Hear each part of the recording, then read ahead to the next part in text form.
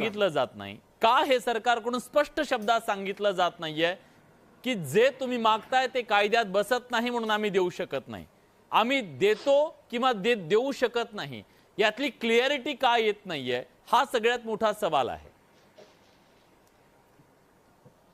अहो कसला सवाल तुम्ही विचारताय? हजार वेळा मुख्यमंत्र्यांनी सांगितलं, देवेंद्र फडणवीस साहेबांनी सांगितलं की ओबीसीतनं आरक्षण देणं त्या ठिकाणी शक्य नाहीये. हे आता पुन्हा काय ऍफिडेव्हिट करून द्यायचं का? जी गोष्ट कायद्यानुसार उद्या आपण काही दिलं उद्या विचारताय. हजार वेळा मुख्यमंत्र्यांनी सांगितलं, देवेंद्र फडणवीस साहेबांनी सांगितलं की ओबीसीतनं आरक्षण देणं त्या ठिकाणी शक्य नाहीये. हे आता पुन्हा काय ऍफिडेव्हिट करून द्यायचं का?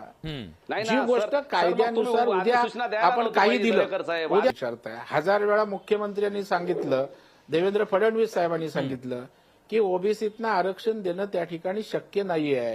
हे आता पुन्हा